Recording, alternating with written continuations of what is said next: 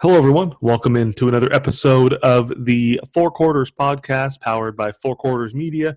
I'm your host, Tyler Bennett, here with you once again. We are ever so close to having sports back on a much larger scale.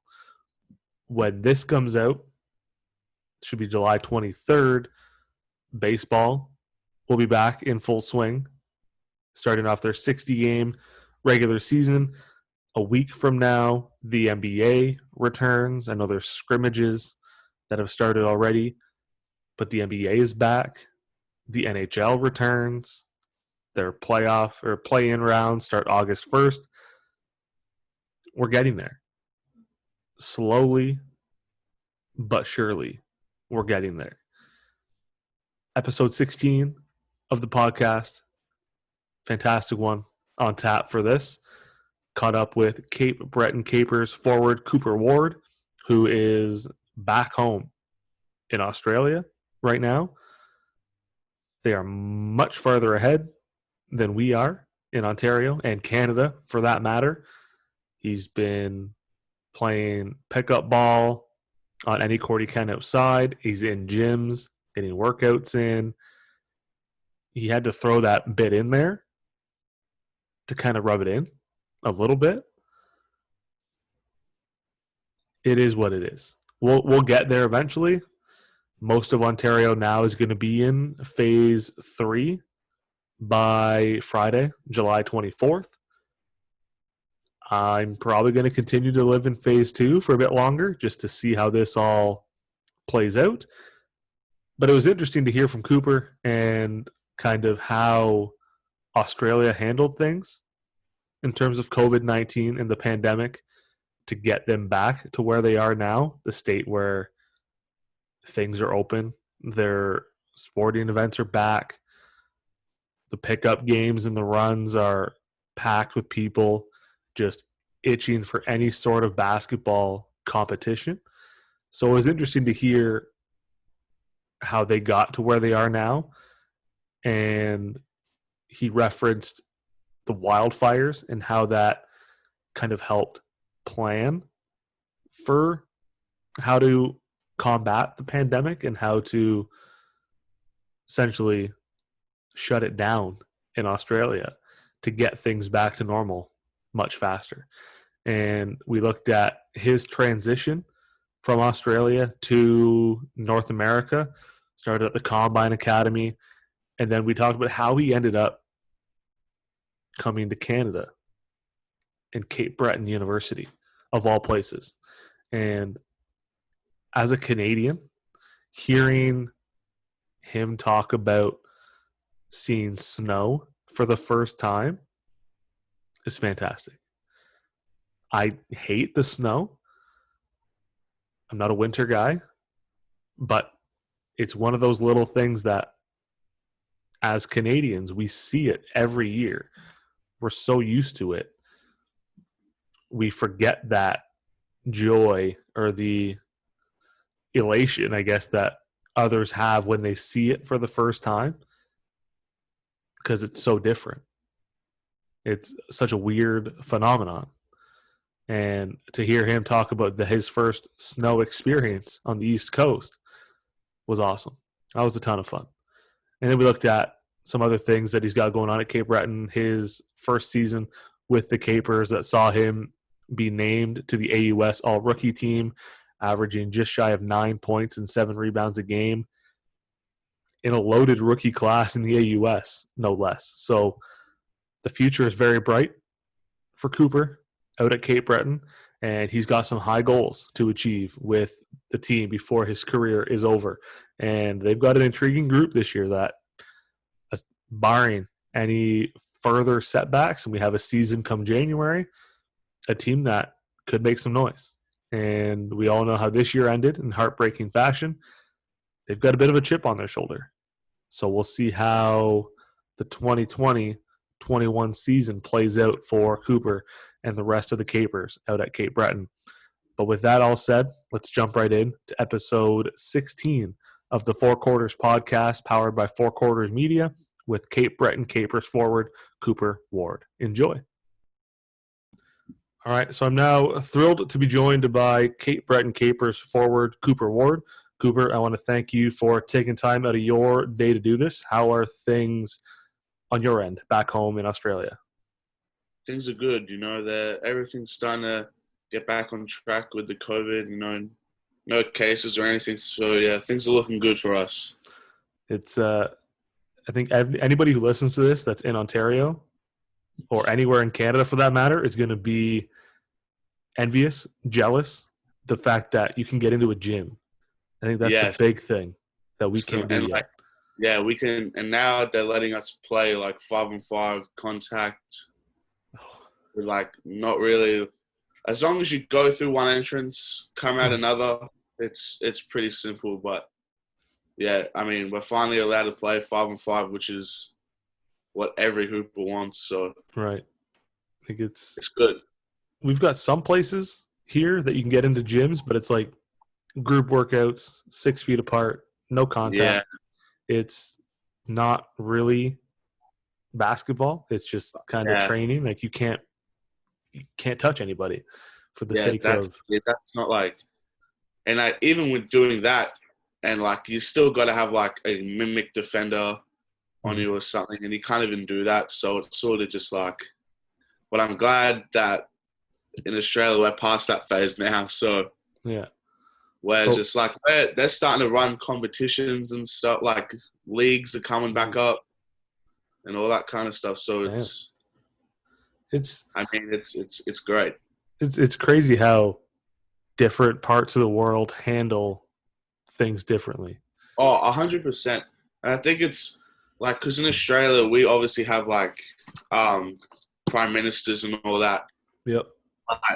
Because what happened with the bushfires earlier in the year, I think they've decided to take this a lot more, not a lot more seriously, but have a lot more caution with what they allow like the public to do. Right. And like we went into like a stage 3 lockdown where it was like you could only leave your house to go to get groceries from the store.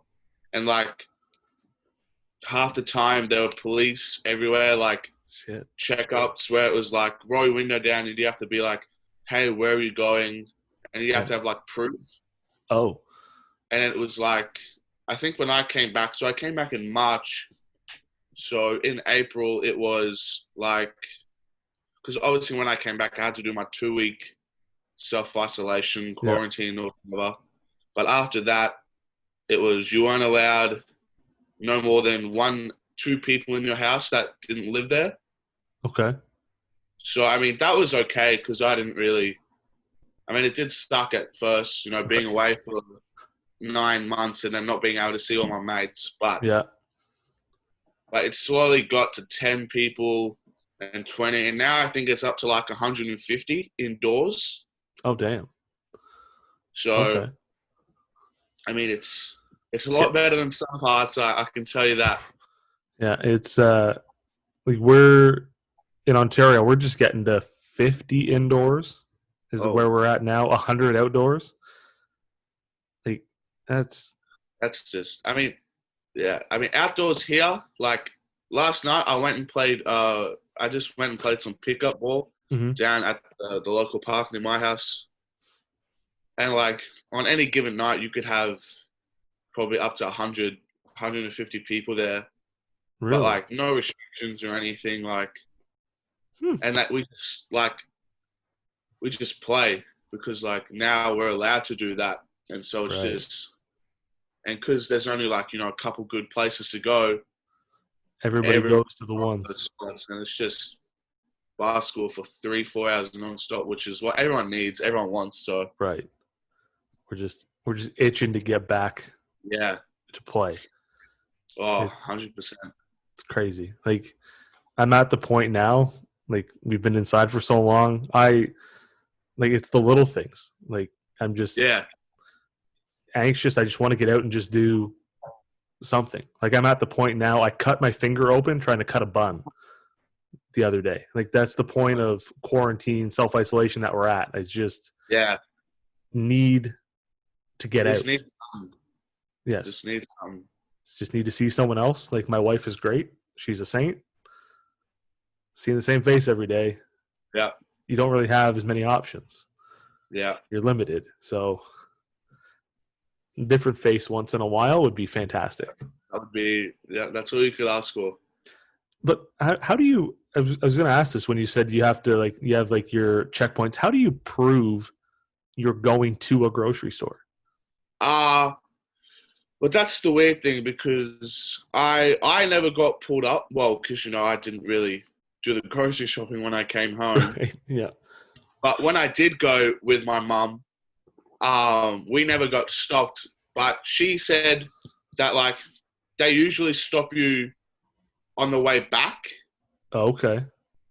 And, like, you obviously need the receipt. That makes sense. And, like, proof of, like, purchases and stuff. Yeah.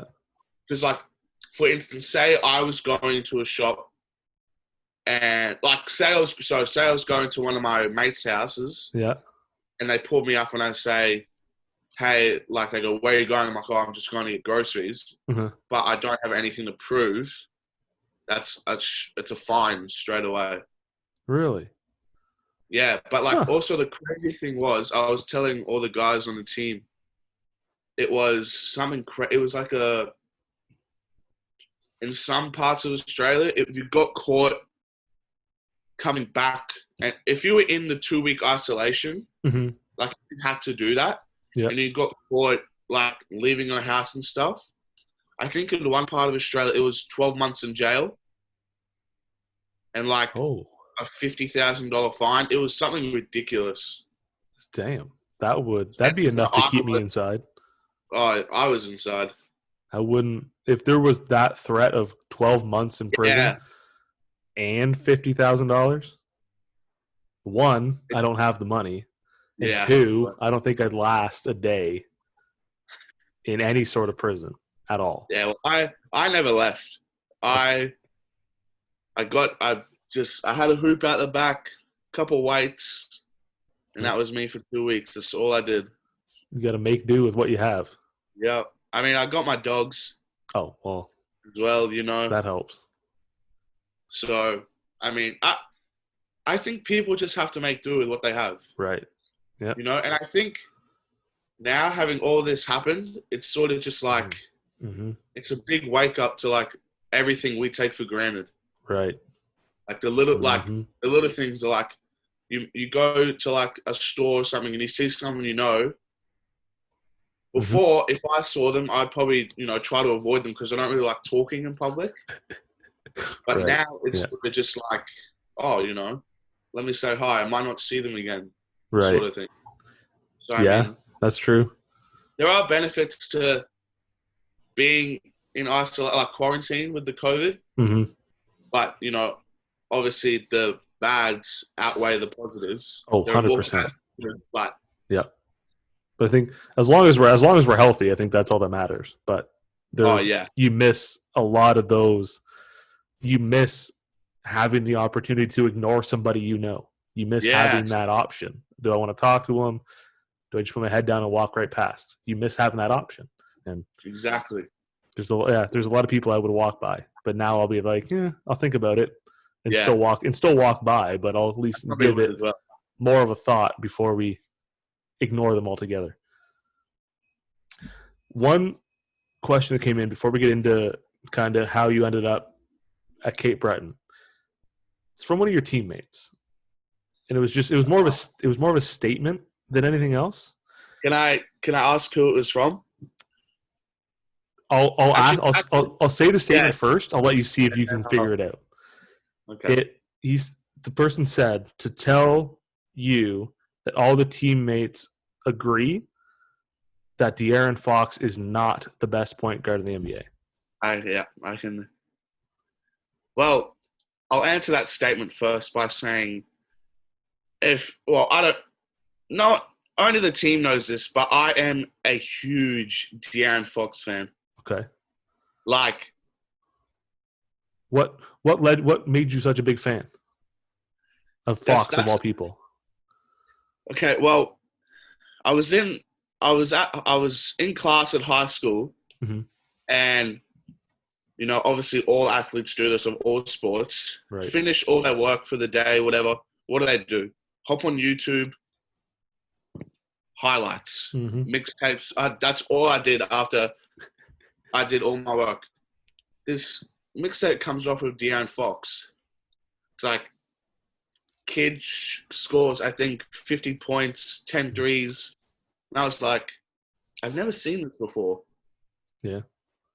So I watched it. I'm like, okay, this guy's actually not bad. I watch a couple more, and then I see he's at Kentucky. Yeah. And then that was when they were making the run in the in March Madness. Yep.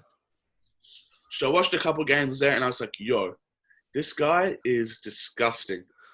Yeah, he's quick. And then he got drafted to the Kings. Yeah. And then I just started watching the Kings from there. And now I just like Marvin Bagley as well. Just a bunch of guys. But yeah, I love De'Aaron Fox. Now, do you stand by the statement that he's the best point guard in the league? He is the best player in the league overall. Ooh, that's a hot take. That is a real hot take. And look, anyone can come message me. Anyone can say, I have the stats. I have the backup. Okay. Even the fact that he's only in his third year, you think he's the best player in the NBA? He's the best player in the NBA. Ooh. And do you want to know who's second right now? I do. I'm curious to see here who's second. Carmelo Anthony. Carmelo Anthony is hands down the best offensive threat in the league. I don't know if I take you seriously, if you're pulling my leg, or if you. You can ask any of my teammates. I'm being serious. Okay. I think. Okay. But obviously, all said and done, obviously LeBron's the best player in the league. Yeah. But I like De'Aaron Fox. I like to think he's the best player in the league. Well, you got to think too. He's only 22. That could very well be the case. At some point in his career. But to see how Melo slimmed down too, he looks good. He looks good. I don't know how they all slim down. They just it's too easy for them. Marc Gasol as well. Yeah, he dropped some pounds. They need to share. They need to share some of the secrets. I need to share some tips. But who do you think? I got a couple people in my mind. Okay. I've got Jason. Okay. Zay. And I think maybe CJ. Out of those three. Okay. Is it out of those three? Who is Zay? Zay is the starting point guard. Ozzy? No. No, it was Ozzy. It was Ozzy? Yeah. 0 for 3. That's okay. He thinks he's from Toronto, but he's actually from Mississauga, or however you say it. So that's okay. We'll let that one slide. We group everybody from the GTA into Toronto. It's a lot easier to explain than just saying Mississauga, Brampton, Burlington. Just Toronto is so much easier to say. But in the amount of after practices we had they had discussing who was from Toronto, who wasn't. It was just it was funny. I bet that conversation happens in every single gym. Oh, probably. In Canada to define. Everybody has a different definition of Toronto. Yeah. And nobody's going to have the exact same description of what is included in Toronto. Yeah. Toronto's its own city for a reason. Mississauga is its own city. He's from Mississauga or wherever. Wherever he's from. Not from Doesn't Toronto. matter. He gets buckets. That's true. He does. What are you eating for? Put some ball in the hoop. I wonder who he thinks is the best player in the NBA. I'll have to ask him next time. I don't know. Are you a Kings fan then too, or just a big? Okay. I'm a De'Aaron Fox fan. Okay. I'm a Kings fan because I'm a De'Aaron Fox fan. Okay. Okay. But saying that, having watched the Kings now for a little bit, I do like them as a team. Okay. That's fair. Because I honestly think they have a good young core, Mhm. like that are coming up. They just got to figure it out somehow. Just get over the hump. The coach, but I'm not. It's not my place to say. But hey, say it anyways. Maybe they'll listen. Maybe they'll take some outside advice. Oh, maybe change the course of this whole situation. How do you have LeBron and not go to the playoffs? And then, but you know what? People aren't ready for that conversation yet. No, I don't think anybody. No, not quite. When he's retired, then that's when you. Yeah, there we go. When he's gone, that's when you bring up the painful past. Because he still looks good at 35, 37? I think 35? It's 35, 36, yeah. Yeah, it's like crazy. He spends so much time recovering his body as well. Right. Like I read somewhere once it's like $1.5 million he spends a year on his body. Yeah, I read that too. And it's just like, I get that he has like obviously money and stuff like that, but to keep that much focus on your body and to spend that, like, you gotta like, it just proves why he is one of the greatest. Mm-hmm. He's just wired different. Yeah, but I do see the gray coming in on his beard on the sides, and I would hate to laugh that he has a full gray beard like in the next 2-3 years. Could you imagine? And it's still just the same, dunking on everybody and everything. Like that would be fantastic. And if his hair goes gray too. Oh, that would be perfect. It'd be like the whole Uncle Drew, but for real. Yes. And I'm here for all of that. I'm here every step of the way. Yeah. I mean, I don't watch a lot of NBA to begin with, but I will watch that 10 times over just to see some guy, full gray hair, full gray beard. Yes. Just at 38, 39, just not slowing down. Yeah. I honestly think he will play maybe 1 or 2 years with his son. I think so too. And then call it there. I wish Dwayne would have stayed and played with his son too when he got there. Yeah. Or maybe he'll come out of retirement for 1 year to play alongside his son. I wouldn't put it past him. I wouldn't either. I think he might do that.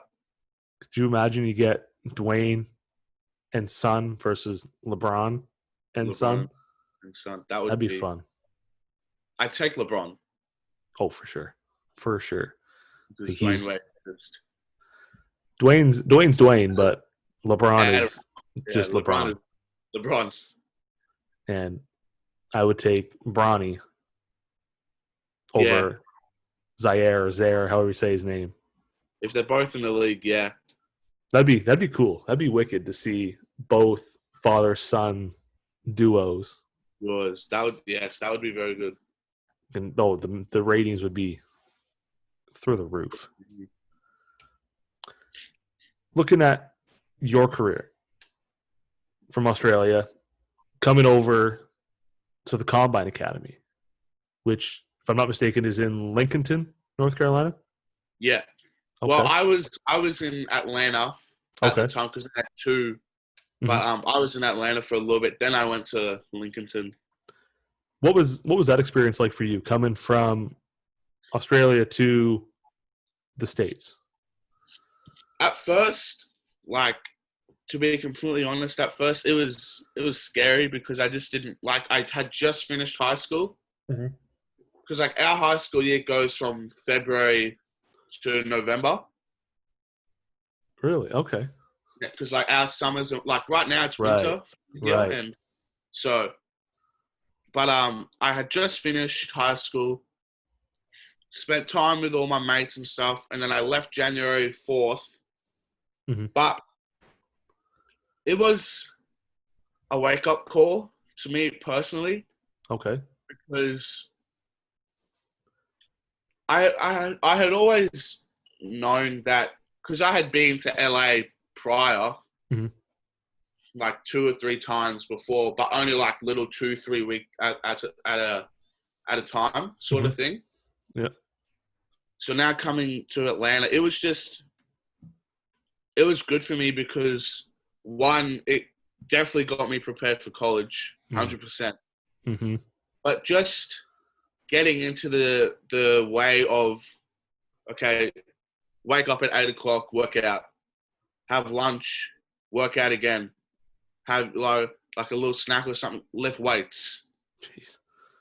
do it, and it just got me into the mindset of like, okay, this is not really what pros and D1 guys do, but it's Right. sort of getting there. Mm-hmm. And like the strength and conditioning guy at Combine, he he's amazing. He's just nothing was okay. Let's get big. Let's get like bulky.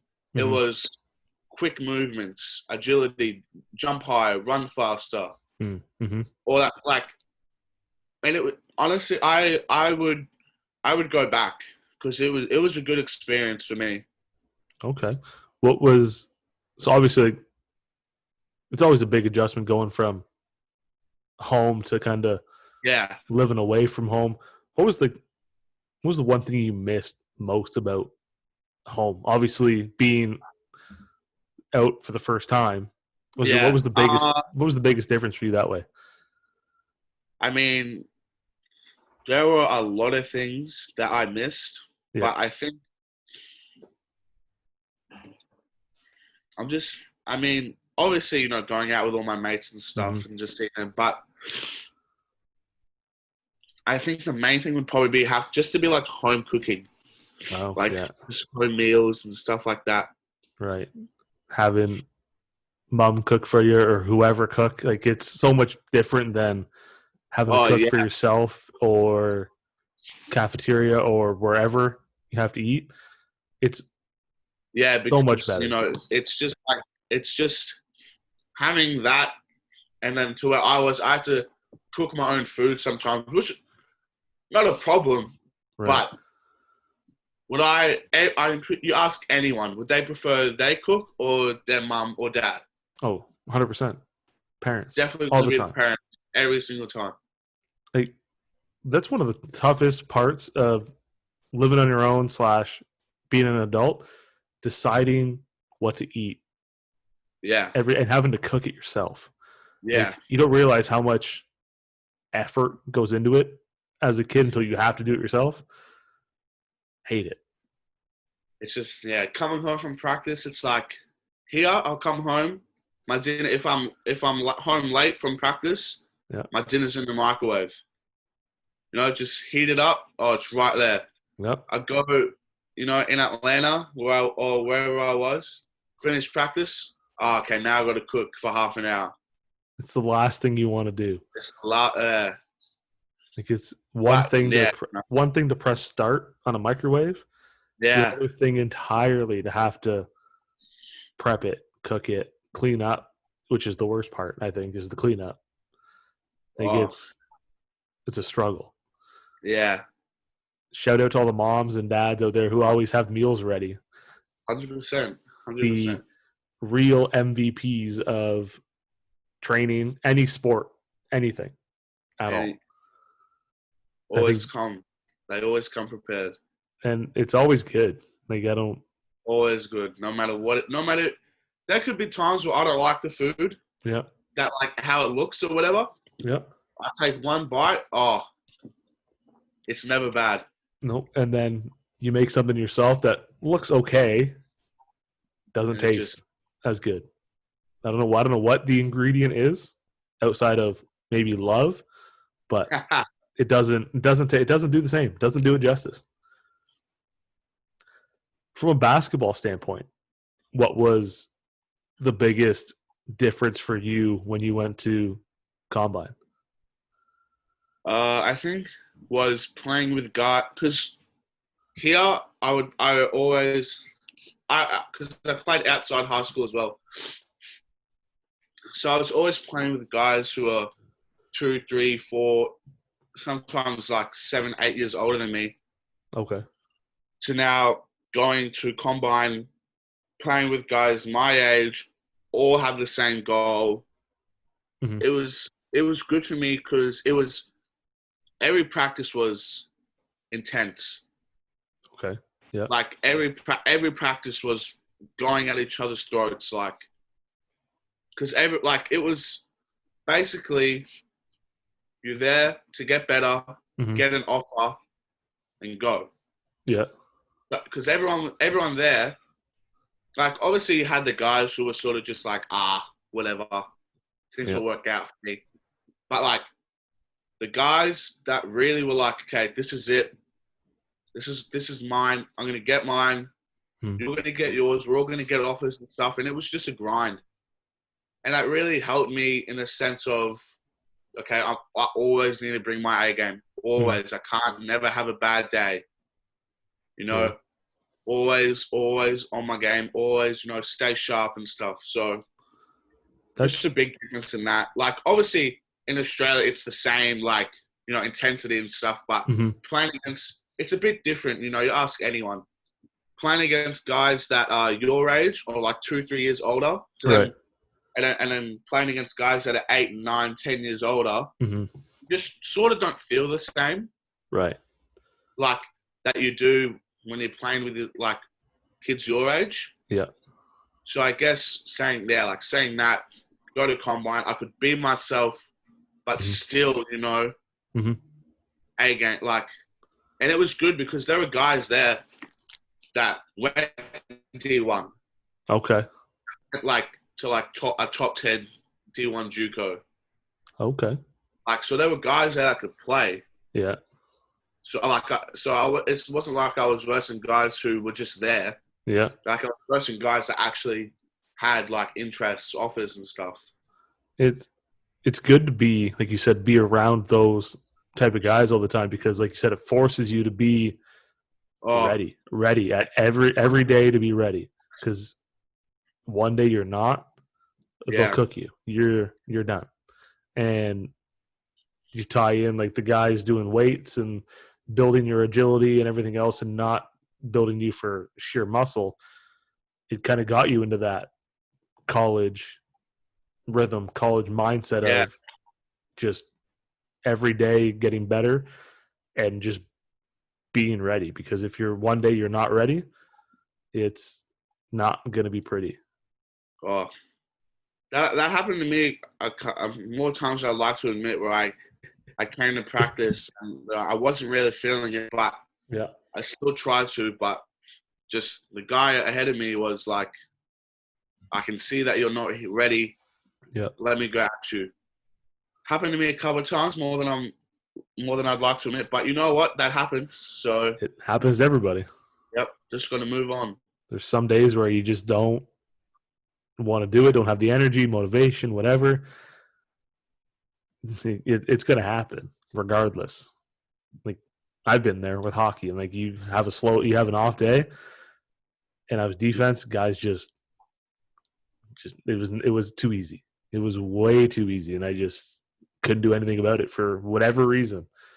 And you just put it behind you and use it as more fuel for the next time, and hope it doesn't happen more often than not. Yeah, And you're exactly. good to go. What was it always your goal to come play in North America, or did that kind of just sort of happen? It. I didn't really set it to be my goal until probably my halfway through my ninth grade year. Okay. Because when I was in high school, I was at a school before I transferred to where I actually graduated. Because I went to two high schools. The high school where I was at, there was two guys in that team that were going D1 in Mm-hmm. America. And I sort of sat back at practice. Obviously, being the youngest on the team, I didn't really get reps. Yeah. I sort of sat back and was like, watch these guys practice, and it was sort of just like, yeah, this is something I want to do. Like this is something I really want to. And that's when I started like you know, what every 14, 15-year-old kid would do. Right. Or searching up on YouTube, college game day, college workouts. Like, Yeah. I just try to get as much information as I could, really. The internet, it's a fantastic place for that. And like you Well, see the college game day, like the atmosphere, like it makes you want it that much more. And like it's something that it's just incredible. It's And it's good.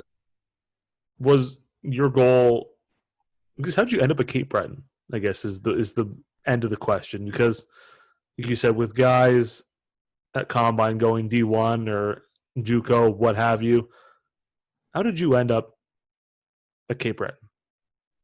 How did I end up at CBU? It's a great question. So, I mean, I would always post like season mixtapes online and stuff. Mm-hmm. Or like I had a recruiter help me get recruited and stuff, like just post a bunch of videos and stuff. Mm-hmm. And it was never my goal to go to Canada. Okay. It's honest, I didn't really know much about Canada basketball at all. Okay. But then Matt messaged me. Yeah. Emailed me, sorry, and said like, you know, hey man, like, let's work out a call and stuff like that. Mm-hmm. So then I started searching up on YouTube Canada basketball, college, U Sport. Like I found out U Sports. Like I found out like AUS, the conference AUS. Yeah. And then I started to like really think like, oh, this could be something that I want to do. Like because Coach Matt messaged me and was like, you know, we want you to come here and play. And that was sort of like the main factor, was that he really like wanted me. Okay. Yeah. Like all these other D1 schools that like were messaging me were like sort of just like, oh, you can come here if you want. You won't really play your first year, might play your second, probably play your third and fourth year. And I'm like, go here, sit on the bench, don't really get my name out there. Right.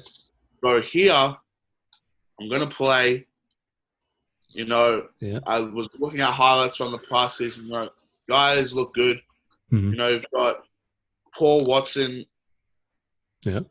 Arguably the best defender in AUS. Yeah. Aussie, arguably the best player in AUS. Yeah. Yeah. Then you got guys like Jason. Yeah. Gino. Yeah. And then, you know, you go onto the Instagram page, you got heaps of guys coming in. Mm-hmm.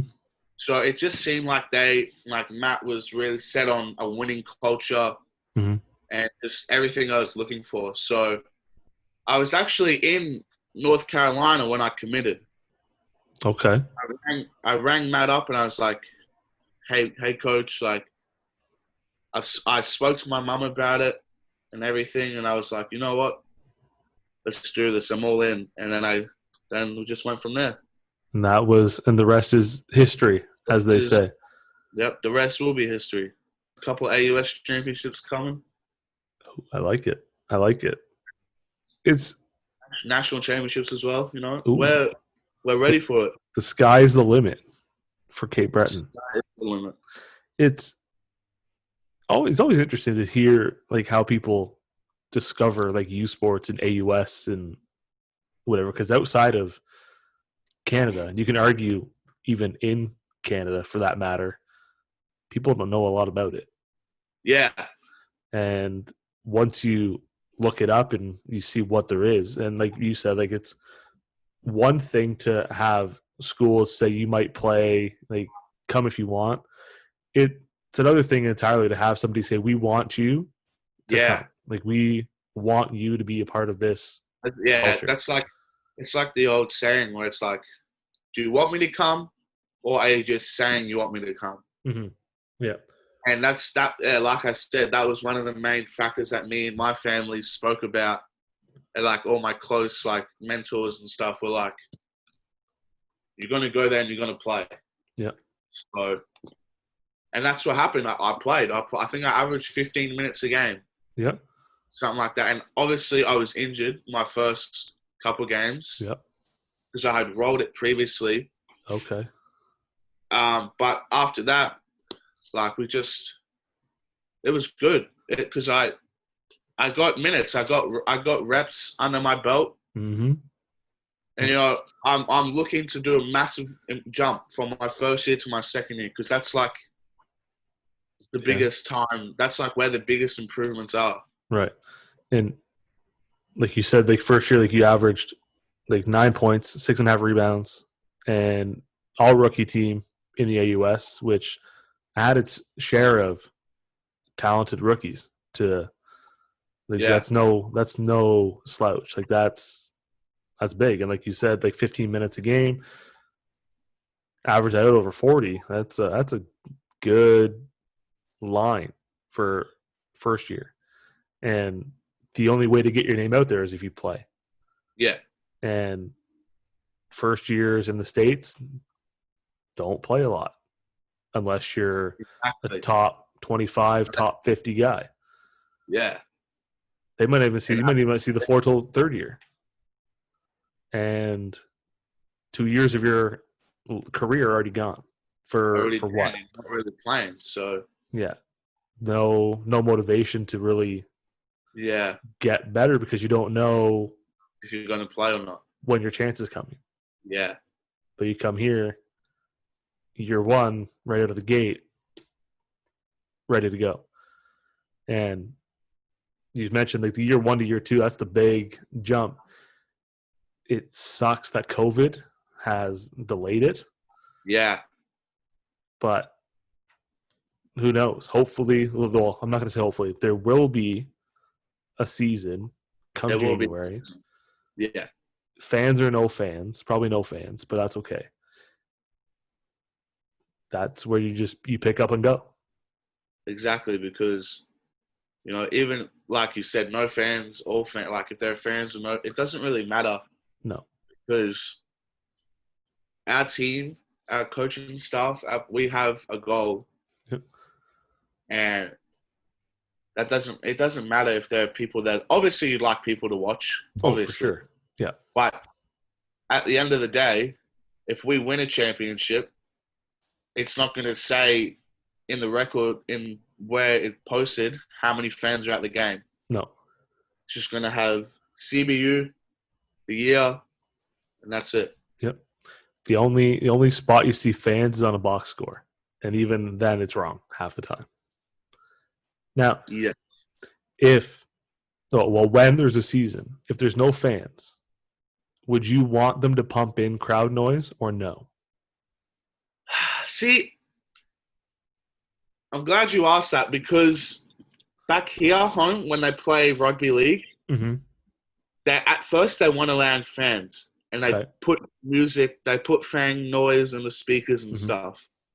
Watching it, I thought it was the most stupidest thing they could have done.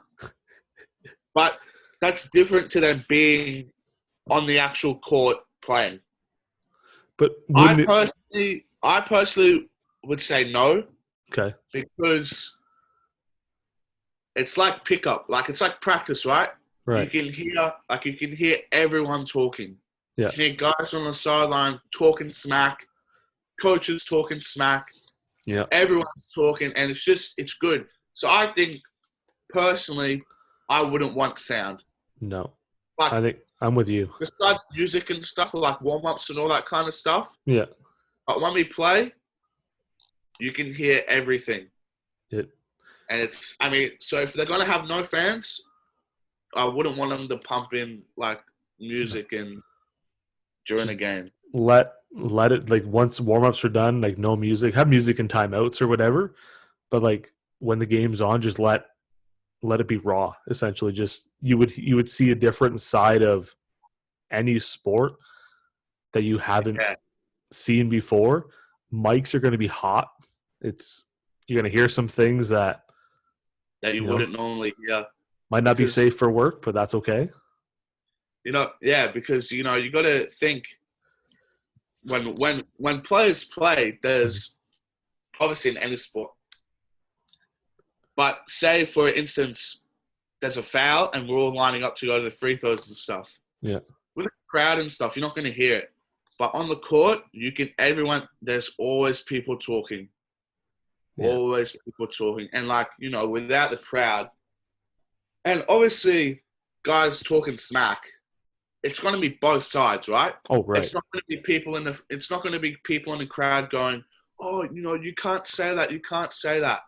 Yeah. It's going to be coaches being like, they're both players. They both are talking. Just let them do it. Let them get it out, and And I think it would mean better competition as well. Oh, for sure. And I think might be better officiating because they don't have fans on them all the time, heckling over Yes. every single call. Like, I think officials would love no fans because they can officiate a game and not get critiqued by someone's People. mother's cousin's friend in the stand. Like, I think overall it'd be a lot better. Yeah, And I think so as well. hopefully everybody's healthy. Then the competition's just that much higher. But yeah, no, don't pump noise in. They had it for like exhibition baseball games, and it was the weirdest thing. Like, Yeah, a guy makes an out and there's cheering, but there's nobody in the stands. Like, it's you could. Yeah, I could feel that. I could see that being weird. and it's weird to wrap your head around. Like, there's noise, there should be people there, Yeah, but there's nobody. but there's no one there. So You mentioned you didn't really know much about Canadian basketball. Did you know much about living in Canada before you came up? I knew it was cold. That's the only thing. Was it as cold as you thought it was, or Uh colder? it was. I knew it got cold, Okay. but just the wind. The Yeah, wind really got me. Not that's fair. so because obviously I had a winter jacket, boots. It was just the wind. Like the wind going from the dawns to class or practice, and it was a snowstorm, windy outside. Yeah. Just hit my face, It hits and you I like a just wall. Like, and it's it's just like, right there. because my whole body's covered beside my face. Yeah. But it was also my first time seeing snow, Really? so Okay. that was great. I I love the song. See, yeah, I see. It's things like, for me, like, we see snow all the time. So, like, to me, like, it doesn't, Yeah, like, I hate it when it comes. Like, I hate snow. What was, see, it's interesting to see, like, people see it for the first time. Like, I don't really think about it like that because we I see mean, it every year. when I first saw it, the first thing I did was make a snowball. Yeah. First thing I did was I was a kid, like I was a Yeah. little kid on Christmas. I just grabbed, and at first I thought you just grab snow and put it together and then you throw it. No, I Yeah. got told you got to squish it down, There's an art make it to it. like a rock, Yeah. and then throw it. So I did that. I hit someone. I got hit with one back, and oh my gosh, they hurt. Yeah. Because when you pack it, like, you get good, like, the wet snow too, and it packs so Yeah, much better than the light, fluffy stuff. Like, those things fly, they hurt, but there's an art to it. There's an art to snowball building that most people don't know about. But see, that's one of the things that, like, I take for granted. Like, just we get it every year. We know it's coming. yeah. End of October, November. It is what it is.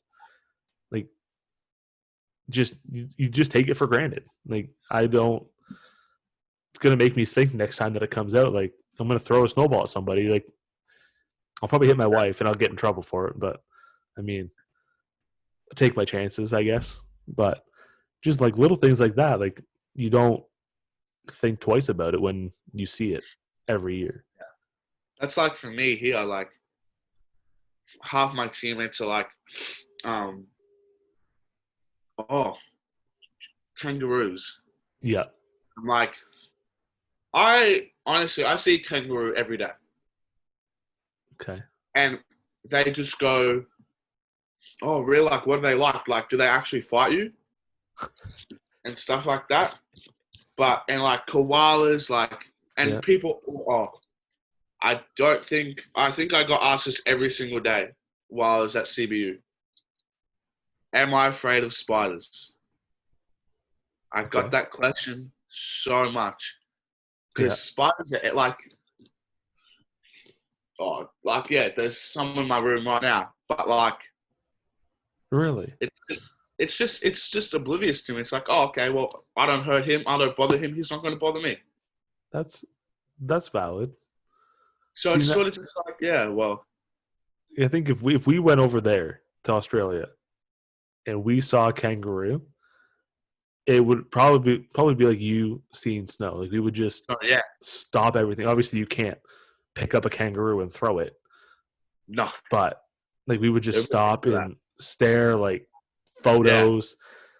But like if we tried to pick it up, then it would fight us, and then we wouldn't end well. But like just things like that, you see it. You see one every day. We see snow every year.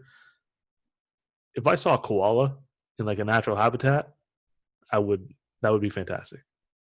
yeah, koalas are they're weird because they're actually quite fast. Okay, I didn't know. I didn't think they would be Yeah, that like quick. climbing, like running and stuff. They're actually, and they have claws. I've seen the claws. Those things are big. Yeah, but like, so like if make it angry, it can do some serious damage. But half the time they sleep, Yeah, so they got a good lifestyle. That's for sure. it's a great lifestyle. What was obviously outside of the snow? What was the best thing about kind of coming north of the border into Canada and just kind of adjusting to life as a Canadian for the year? Uh Best thing. I mean, If there you are a had to lot of. pick one, yeah. I had to. There are a lot of things that I like, Okay, but instead of picking one, then what were some of like just a few of the things that? well, so I'm not really much of a coffee type of guy, like coffee and tea type of guy, like Okay, drink. yeah, But I love Tim's. Tim's is it's a Tim's is a Canadian good staple. place.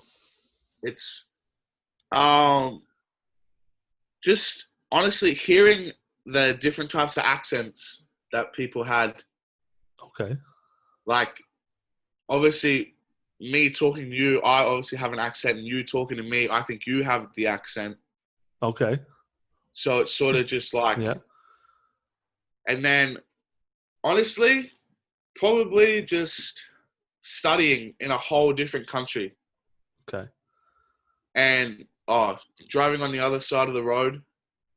Was that weird the first time?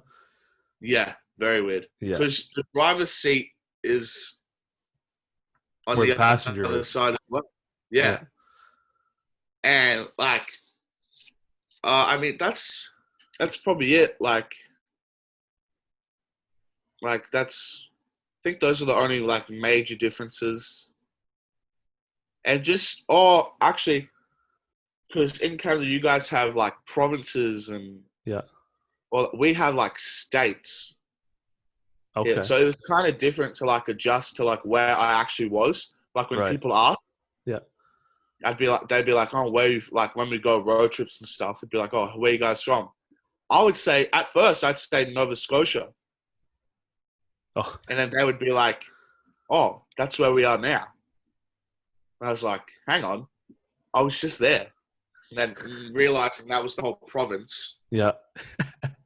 So, It's I mean, there are a million things I could list off, but it's those are just a couple.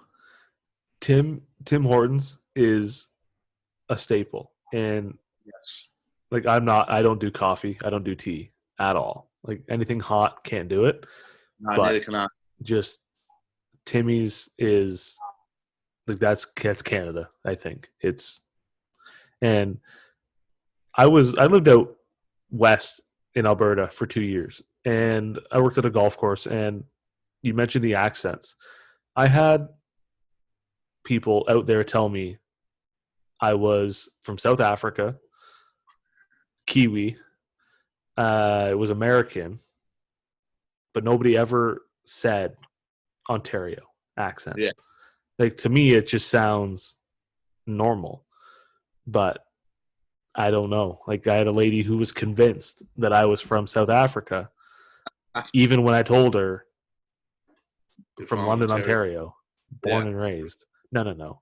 You're from South Africa. No, lady, no. Just stop it. That never happened. I don't think I've ever been told. I don't think I've ever really heard that I have an accent. So, but I guess completely different. Neither have I until I came over, and every day someone would be like, "Oh, say something," and I'd just be like, "What do you want me to say?" Like, it's just like every day someone said, "Oh, can you say something? Can you say something?" Like, what did they expect you to say? I don't know, but actually, I was in class once with Gino. Okay. And our professor was going through all of the logos and like the names of logos and stuff in like a sports class. Yeah. And it was stuff like Nike, Adidas. Yeah. And like every time I'd say something, Gina would be like, "That's not how you say it. That's not how you say it." I'd be like, "It's just the way I say it." It's interesting. Like to me, like I love like just like listening to different cultures. Like for like us, it's like Nike, Adidas, Hyundai. Like just to me, it's just interesting to hear how different parts of the world say different things. Different things, yeah. Like I don't think I could ever walk up to somebody from Australia or anywhere and say, "Just say something." Like, what do you want them to say? Like, I don't know. Most of the time, I was just like, "Oh, g'day, how you going?" That's about it. Because that's fair. That's like Tim's. Here, that's the first thing you say to anyone. Yeah. Well, that's what I say.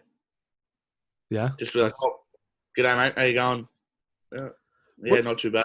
Do people look at you different in Canada when you say it like that? When you say it that way, they wonder what you're talking about.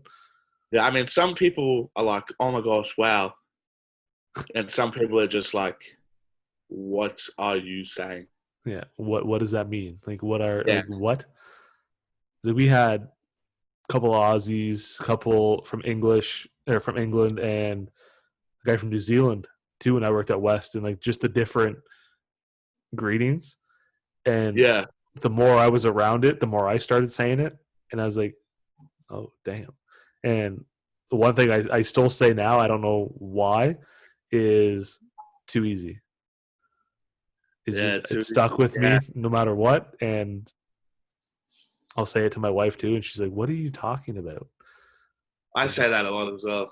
It's just too easy. Yeah, I mean, when someone says something, like they'll just be like, "Oh, I'll meet you here in 5 minutes." Yeah, right. Too easy. Yeah, I don't know. That's exactly what it is. It's too easy. That's all. That's all you can say, and I can't remember anything else from it. It's just that has stuck for the last 3 years. It is what it is. It's too easy. One question that came in kind of off Instagram too before we kind of look at some more goals for you for the next year and wrap it up.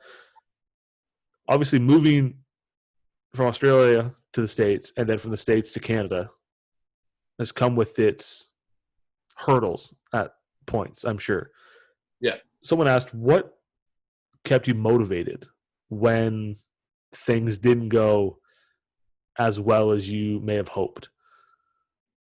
Oh, well, that is a great question. Yeah, there are a lot of times where I was just like, just like contemplating what I'm doing and like why I'm doing this and stuff. But the main thing that really got me going was just knowing that like why I did what I'm doing in the first place. Mm-hmm. Like obviously everyone's goal is to get to the NBA. Mm-hmm. Obviously. And that sort of stuck by me, like not going to the NBA. Obviously, NBA would be perfect. Yeah. But just going pro and being like, having people ask me, oh, what do you do for a living? Oh, I play pro basketball. Mm-hmm. But I pray all the time. And this is probably the hardest thing for me. I always try to call my mum whenever I could. Okay. Always try to call my brother because, just sticking close to family while being away is super important. Yeah. But yeah, like motivation stuck with me. When I got down and like, it was like, oh, I want to go home. I don't want to be here. I did this more times than I'd like to admit. I looked myself in the mirror and I just said, I pointed at myself and I was like, you know what? You're here for a reason. Yeah. Let's do this. Because at the end of the day, I'm always going to come back home. Yeah. No matter if it's a year, 5 months, 4 years, 10 years, I'm always going to come back home. Yeah. And I never lost sight of that, but I also never lost sight of achieving my goals. Because, like, my mum would always tell me, you've got an opportunity, don't waste it. Like, right. So I always look to my mum. I always look to my mum for help, always. So I guess that's sort of what like really kept me going was just, and also just getting in the gym. Yeah. You can. I'm sure you ask any basketball player. You put the headphones on. You put the music all the way to the top. Not a care in the world, and you're just in the gym getting work. Yeah. Just block everything else out. Yeah, you just do your own thing. And I did that a lot. So now, obviously, if the NBA doesn't come your way, is the goal to return back home and play pro in Australia, or is there anywhere on your list that you'd want to play? I don't really mind where I play professionally. Okay. Like, obviously, playing back home would be ideal. Yeah.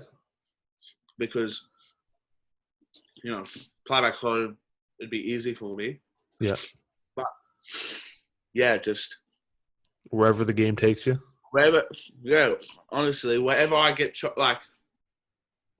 picked to play, I'm gonna go play because basketball is basketball. Right. It's universal. Yeah. Or it's the same game wherever you go. Just put the ball in the hoop, stop the other team from doing that. Just score more than they do, and then you're fine. But that'd be cool to play professionally in front of family. Yeah. That's something that not a lot of people get to truly experience. Yeah. That would be, even if it's just one game, like even if, however, that'd be wicked. That'd be a ton of fun. It would.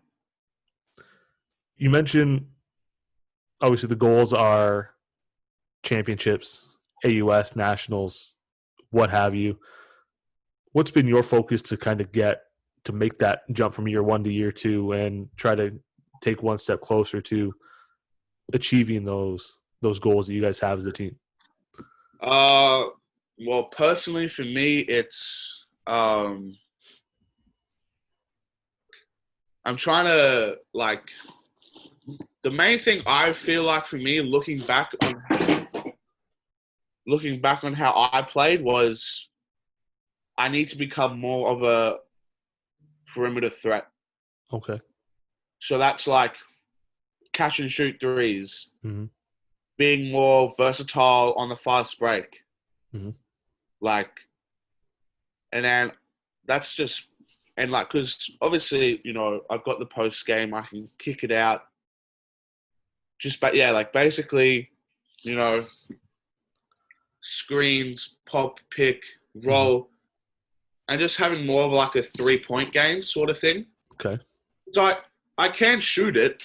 but I want to shoot it more consistently. I want to be able Got to you.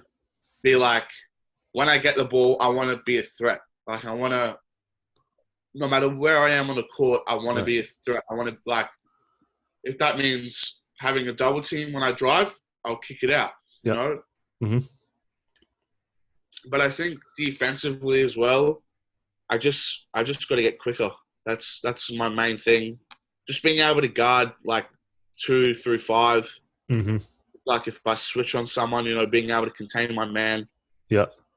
So I mean, yeah, but I think with those, you know, I think I have a pretty good improvement. You know, like a lot of improvement. Yeah. Just basically just versatility is what it sounds like on both ends. And you mentioned when you were at Combine or CBU, when you have those moments of like, what am I doing? Why am I here? You had those look yourself in the mirror moments. And then, like you said, now you identify what you want to work on. I think a lot of kids or athletes can take from that. Like, you have to have those conversations with yourself. You have to be honest with yourself, point out your own weaknesses, and build on it, and have those conversations with yourself in the mirror if you have to. I think that's how you grow, and I think a lot of people can learn from that. That's not really what I did when I was younger. Like, I never really was like, what can I improve on? What can I do to make myself better? It was sort of just like, oh, this is working. Yep. I'm not gonna do anything else. Just stick with it. Now it's like, okay, let me do all these things. Let me. Yeah. Like now, like I woke up this morning. I went and did weights. Jeez. Came back here, had breakfast. Yeah. And then, like, probably like I have practice later today. I'll lift again. Damn. So I'm really trying to, you know, push. I'm really trying to push myself. That's what you got to do. Like, find your rhythm. Just stick with it. You can't waver. Obviously, you can waver a bit here and there, but you got to stick with that mindset that you want to get better. And now, instead of pointing out what works and stick with it, it's pointing out what doesn't necessarily work and build it to go with what works. Yeah. And younger kids need to start doing the same thing and not just worry about being a really good shooter. And if that's what works, just all you do is shoot. There's a whole other side of your game that you've neglected for so long. And there's a kid out here in the city I'm in now, Sarnia, can shoot it like nobody's business. Anything else, it's a liability, to be honest. And if the shot doesn't fall, what else are you going to do? And that's where you have that conversation, put a mirror in front, look at yourself, honest opinion, and work on the rest of it, because one trick ponies don't last too long. Exactly. That's what I do a lot as well. Like, personally, I think my passing is my best ability. Mm-hmm. Like, I feel like that's what I do. Like, if you go back and watch tapes, like, I can't count how many fast break passes I threw to Aussie. Yeah. For like easy layups. Okay. And that's what I used to fall back on. If I can't score, let me pass. Right. And if let someone else score. Yeah. And if I can't pass and can't score, well then I have to find something else. So I mean, just always trying to find something else. Always trying to find something else that can make me more of a threat is what I'm doing. Just find any way to have an impact on the game, and just earn your minutes. Because if you don't compete, you don't try to bring something to the game, there's a spot on the bench. And because you're not going to make an impact on the bench. No. During the game. No. So I mean, and it's tough to get your name out there from a bench, and it's tough to really do anything on the bench. They're not the most comfy seats to sit on, and if you sit on them for more than, it's tough. Like, if you're there all game, good luck. Exactly. That's sore. Anything we missed about your journey you want to shed light on before No, we wrap it up? I think we got it all. I mean, I think just at the end of the day, I'm just a kid from Ipswich, Australia, just trying to make a name for myself. Just chasing a dream. Just yep. I'm glad that CBU and Coach Matt gave me the opportunity. So just got to go from there. And if they took nothing else away from this, De'Aaron Fox is on his way to be the best player in the NBA. 100%. And the Kings are slowly getting to where they need to be. And don't ask Cooper to say something every single day. Give him a break. I know I need a break sometimes. We all do, but you especially. Just don't just cold call and say something. I wouldn't have the balls to do that. Like, that's just, to me, that's odd. Like, if you asked us to say something, like, what would I say? Yeah, I don't think I've ever done. I don't think I've ever asked someone to be like, "Oh, say something." I'd probably just apologize and just leave it at that. But I appreciate you doing this. I know we did this Saturday night for me, Sunday morning for you. Sunday morning for me. But really appreciate taking the time to do this. I know we've had Ozzy on before, we've had Matt on before, and now you. We're just going to kind of work our way through the CBU roster and just take everybody off as we go. But anytime you want to do this again, we'll make it happen. Absolutely. Anytime. All right.